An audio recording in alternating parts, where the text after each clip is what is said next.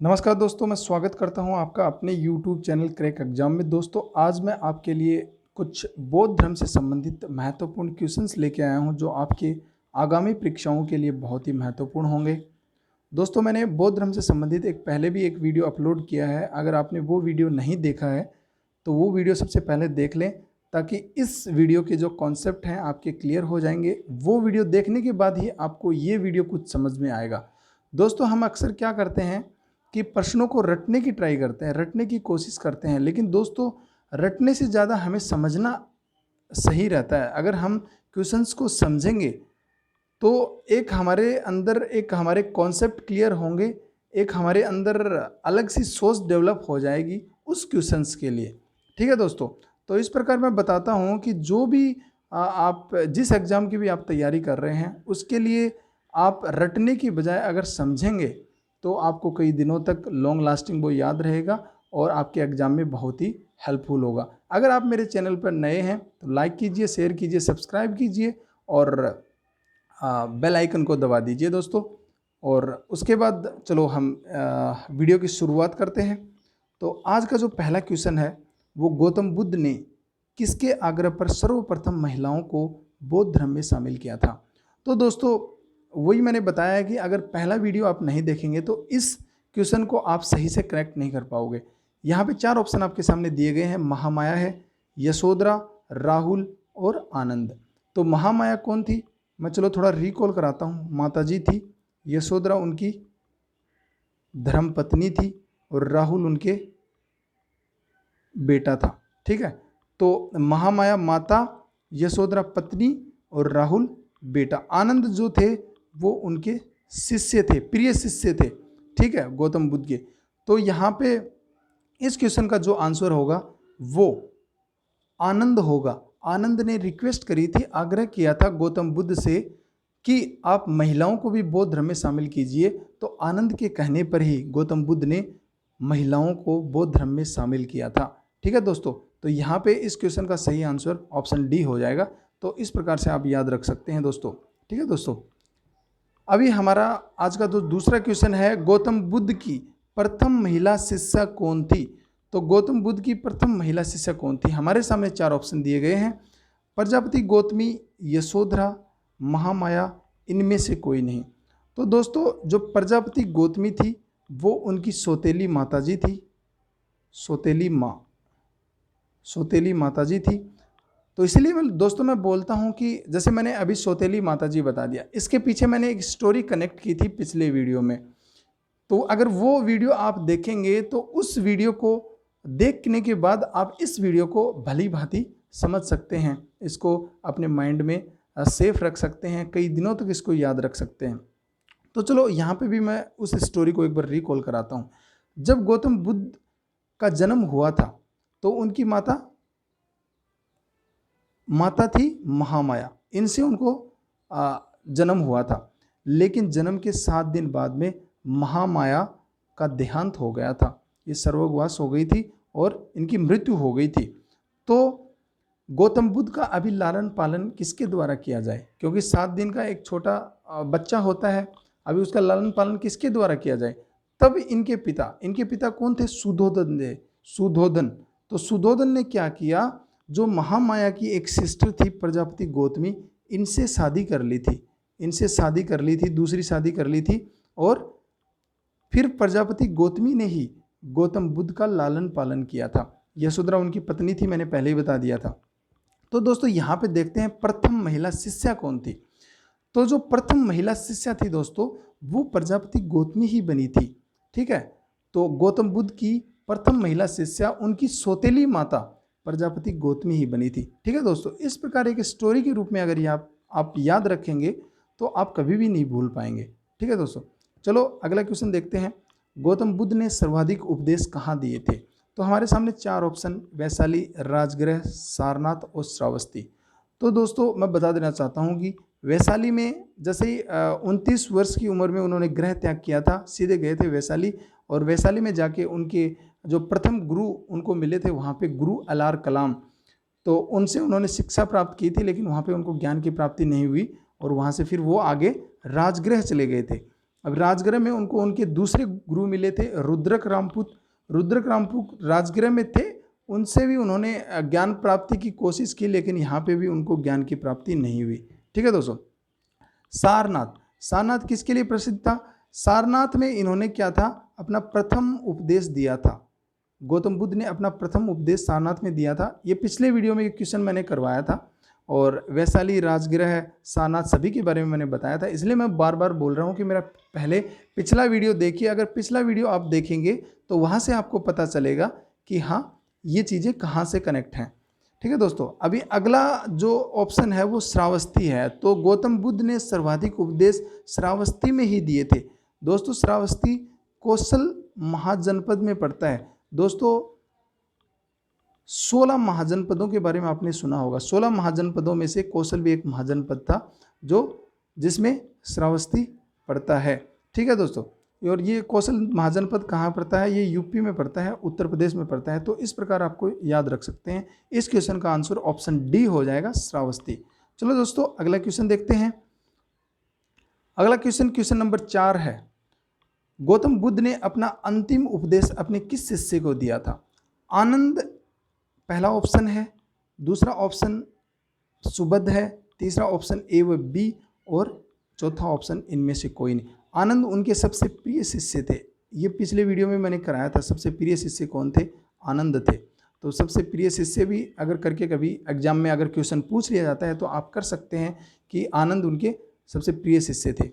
उनके टोटल 5 शिष्य थे जो ब्राह्मण थे, और आनंद थे वो सबसे प्रिय शिष्य थे। उसके बाद सुबध भी उनके एक शिष्य थे। आगे वाला ऑप्शन ए व बी दोनों, तो ए व बी दोनों नहीं है दोस्तों। उन्होंने जो अपना अंतिम उपदेश दिया था वो सुबध को दिया था। ठीक है दोस्तों, सुबध को दिया था। फिर कुशीनगर में उनकी मृत्यु हो गई थी 80 साल की उम्र में। ठीक है दोस्तों। तो यहाँ पे आप याद रखेंगे जो गौतम बुद्ध का अंतिम उपदेश था वो अपने शिष्य सुबध को दिया गया था। ठीक है दोस्तों। चलो अगला क्वेश्चन देखते हैं, क्वेश्चन नंबर 5। बौद्ध धर्म का परम लक्ष्य क्या है? तो बौद्ध धर्म का परम लक्ष्य हमारे सामने 4 ऑप्शन दिए गए हैं। 4 ऑप्शन, जिसमें पहला ऑप्शन है ज्ञान की प्राप्ति करना, निर्वाण प्राप्त करना, ए व बी दोनों, इनमें से कोई नहीं। तो दोस्तों बौद्ध धर्म में ज्ञान तो प्राप्त करना ही है, उसके बाद निर्वाण प्राप्त करना भी जरूरी है। निर्वाण प्राप्त करना मतलब अपने को मोह माया रूपी इस ब्रह्मांड से अलग करके और अपने आप को मतलब मृत्यु को प्राप्त हो जाना ही निर्वाण है दोस्तों। लेकिन उसमें ज्ञान की प्राप्ति भी एक सबसे पहली स्टेज आती है। सबसे पहले ज्ञान की प्राप्ति करनी होती है, उसके बाद निर्वाण प्राप्त होता है। ठीक है दोस्तों। तो इसमें जो बौद्ध धर्म का जो परम लक्ष्य होता है वो निर्वाण की प्राप्ति करना होता है। तो दोस्तों मैंने बता दिया कि निर्वाण की प्राप्ति मतलब मोक्ष की प्राप्ति। ठीक है। इस सांसारिक मोह माया से आप दूर और मोक्ष की प्राप्ति कर सको, और सबसे पहले उसमें ज्ञान की प्राप्ति करना तो बहुत ज़रूरी होता है। लेकिन यहाँ परम लक्ष्य पूछा गया है, तो परम लक्ष्य में निर्वाण प्राप्त करना ही हमारा उत्तर का हमारे प्रश्न का आंसर हो जाएगा। ठीक है दोस्तों। तो इस क्वेश्चन का जो आंसर होगा वो ऑप्शन बी होगा। यहाँ पे अगला क्वेश्चन देखते हैं। अगला क्वेश्चन नंबर 6 है। बौद्ध धर्म का विभाजन कौन सी बौद्ध सभा के अंतर्गत हुआ था? तो दोस्तों मैं आपको बता देना चाहता हूँ कि बौद्ध धर्म की 4 सभाएं हुई थी। बौद्ध धर्म की 4 सभाएं हुई थी, जिसका जो कालक्रम है वो मैं भी आपको बता सकता हूँ, लेकिन यहाँ पे वीडियो बहुत ज़्यादा लंबा हो जाएगा, आप लोग बोर हो जाओगे, वीडियो को लास्ट तक देखोगे नहीं। तो इसलिए मैं वीडियो को छोटा करने की ट्राई कर रहा हूँ, कम चीज़ें बताने की ट्राई कर रहा हूँ। अगर कुछ बौद्ध धर्म से चीज़ें छूटेंगी तो वो मैं अगले वीडियो में लेके आऊँगा और वहाँ पे कॉन्सेप्ट आपके बिल्कुल क्लियर कर दूँगा। मैं मोटी मोटी बता देता हूँ कि जो पहली बौद्ध धर्म की सभा हुई थी वो 483 BC में हुई थी। दूसरी बौद्ध धर्म की 383 BC में हुई थी, 383 BC। ठीक है। तीसरी जो हुई थी वो 247 BC में हुई थी, और जो चौथी बौद्ध सभा हुई थी वो 102 AD में हुई थी। ठीक है, ईस्वी में हुई थी। तो इस प्रकार बौद्ध धर्म की 4 सभाएं हुई थी, और ये आप इनका कालक्रम याद कर सकते हैं। इसके बारे में फिर ये स्थान कौन सा था, उस टाइम पर राजा कौन था, अध्यक्षता किसने की थी, फिर बौद्ध सभा के अंतर्गत क्या क्या मुख्य बिंदु, किन किन मुख्य बिंदुओं पर विचार किया गया था इन सभाओं में, वो अगले एक वीडियो में हम दोबारा से पढ़ेंगे। तो आप मेरे साथ कनेक्ट रहिए और मैं आपके लिए बौद्ध धर्म से रिलेटेड अगर कुछ छूट जाएगा तो एक और वीडियो लेके आऊँगा ताकि आपके कॉन्सेप्ट अच्छी तरह से क्लियर हो जाएं। तो बौद्ध धर्म का विभाजन कौन सी सभा के अंतर्गत हुआ था? तो हमारे सामने 4 ऑप्शन हैं, चौथी, पांचवी, दूसरी और पहली। तो दोस्तों मैं बता देना चाहता हूं कि जो बौद्ध धर्म का विभाजन था वो चौथी जो बौद्ध धर्म की सभा थी उसके अंतर्गत हो गया था। तो बौद्ध धर्म 2 भागों में बट गया था जिसको महायान और हीनयान बोला जाता था। ठीक है दोस्तों, महायान और हीनयान। महायान और हीनयान के बारे में भी मैं आपको ब्रीफ में बताऊंगा, लेकिन इस वीडियो में नहीं बता सकता क्योंकि समय की पाबंदियां हैं। अगर मैं इस वीडियो में महायान और हीनयान के बारे में बताने लग गया तो ये वीडियो बहुत ज़्यादा खिंच जाएगा और उनके बारे में बहुत लंबा चौड़ा बताना पड़ेगा। ठीक है दोस्तों, तो इस क्वेश्चन का आंसर ऑप्शन ए हो जाएगा। और चलो अगला क्वेश्चन देखते हैं, क्वेश्चन नंबर 7। तो दोस्तों यहाँ पे क्वेश्चन नंबर 7 हमारे सामने है कि गौतम बुद्ध की मृत्यु कब हुई थी? तो गौतम बुद्ध की मृत्यु कब हुई थी? 4 ऑप्शन दिए गए हैं, 483 बीसी में और 484 बीसी में और 485 बीसी में, 486 बीसी में। अगर दोस्तों गौतम बुद्ध का जो जन्म हुआ था अगर वो डेट आपको याद है तो मृत्यु का अंदाजा आप लगा सकते हो। और कितने साल कितने उम्र में उनकी मतलब मृत्यु हो गई थी अगर वो याद है, जैसे मैं यहाँ पे बोलता हूँ कि गौतम बुद्ध का जन्म 563 बीसी में हुआ था। ठीक है, 563 बीसी में हुआ था और 80 साल की उम्र में उनकी मृत्यु हो गई थी। तो आप मेरे को यहाँ पे क्या बता सकते हैं कि उनकी मृत्यु कब हुई थी? तो दोस्तों 63 ये हो गए और 500 में से 17 और कम कर दो ताकि 80 बन जाए। ठीक है, तो 80 बन रहे हैं। तो इस ऑप्शन का इस क्वेश्चन का आंसर क्या होगा?